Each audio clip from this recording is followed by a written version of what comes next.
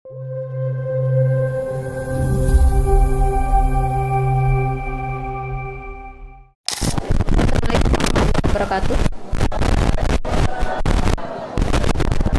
Innal hamdalillah wa nasta'inuhu wa nastaghfiruh wa na'udzu billahi min syururi anfusina wa min sayyiati a'malina.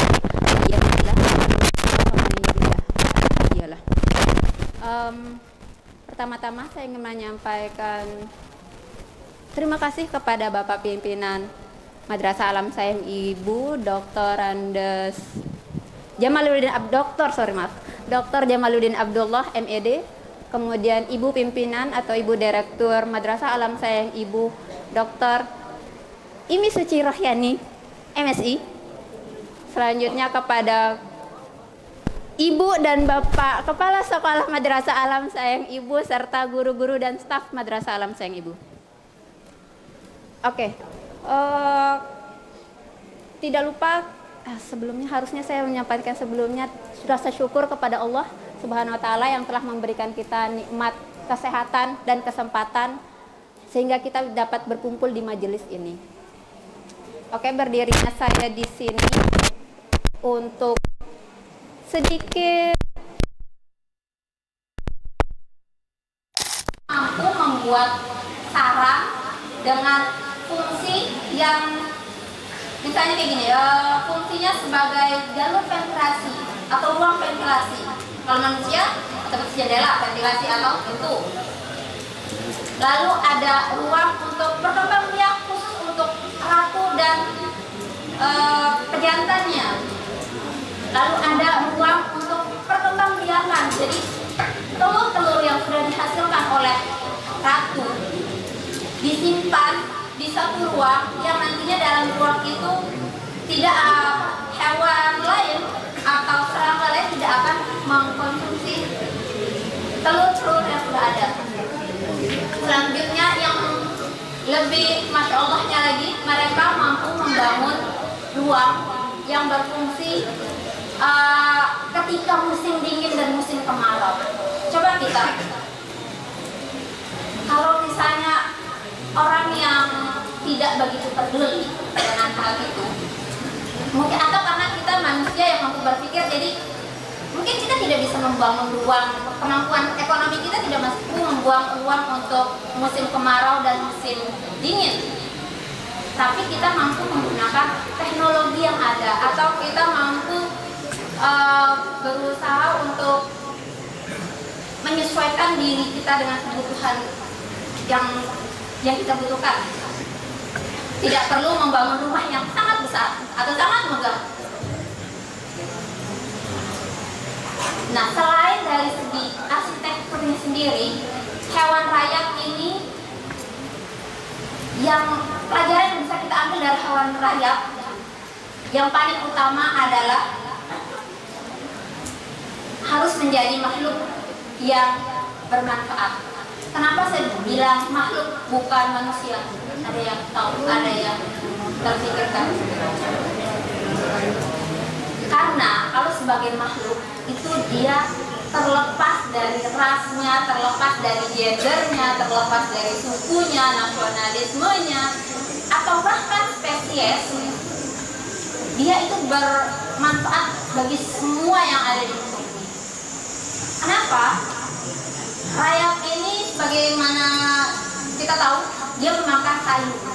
Seandainya tidak ada rayap di muka bumi, bagaimana tumpukan-tumpukan kayu yang ada, yang selalu tumbuh ini bakal hancur.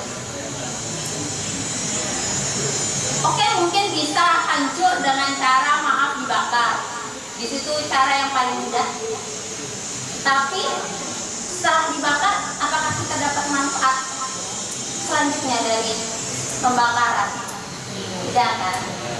Nah, dengan adanya si rayap itu selain dihancurkan secara fisik, itu juga dihancurkan secara kimia yang nantinya bermanfaat bagi organisme lain. Kalau misalnya kita bilang organisme lain secara kimia, oh berarti ada ini nggak perlu ada rayap, cukup dengan fungi atau jamur.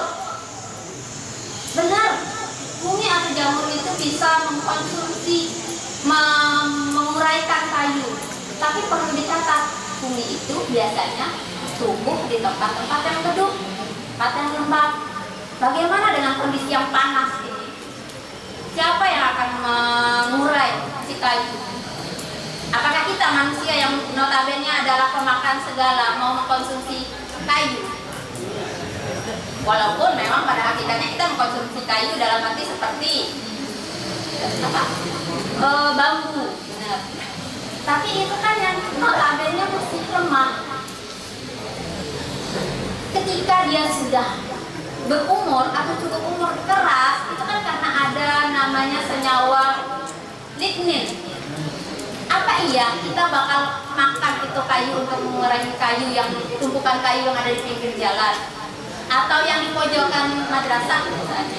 Enggak kan?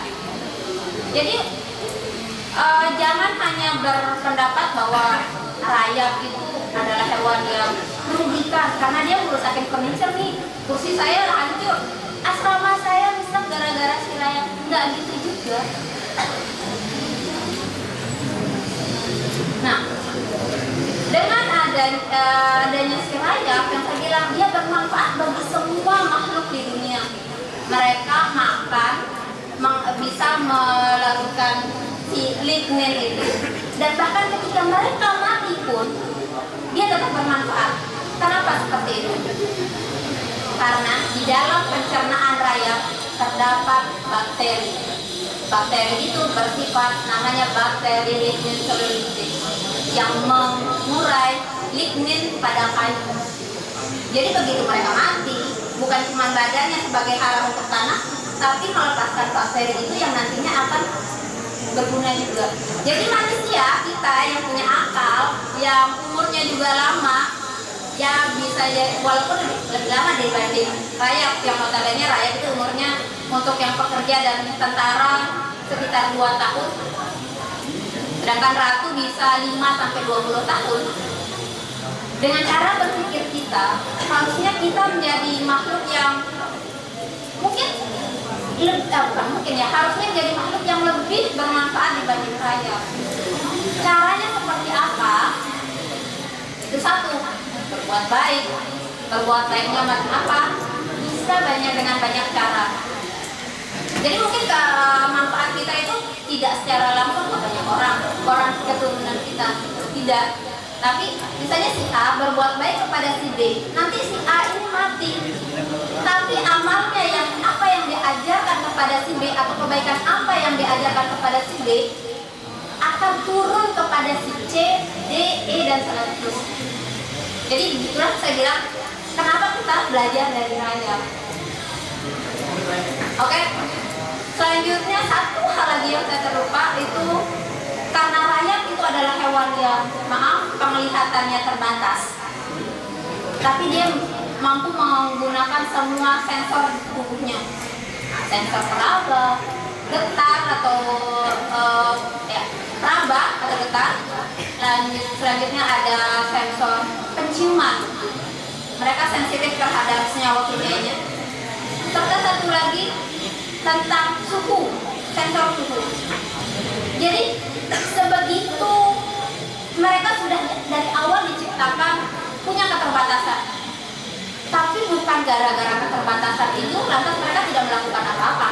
Buktinya bangunan yang dibangun, sarang mereka begitu, masya Allah gitu. Nah sekarang jangan kita sebagai manusia memanfaatkan kekurangan kita menjadi suatu hal yang negatif. Contoh yang paling viral kemarin belakangan itu adalah si Agus. Dia memiliki kekurangan, tapi jangan lantas membuat kekurangan itu dimanfaatkan sebagai hal yang negatif dengan cara memperdaya orang. Jadi karena kita sekarang ini lagi di madrasah, harusnya mulai mencari-cari bagaimana cara kita selalu menjadi orang yang berbuat baik. Oke, sekian dari saya.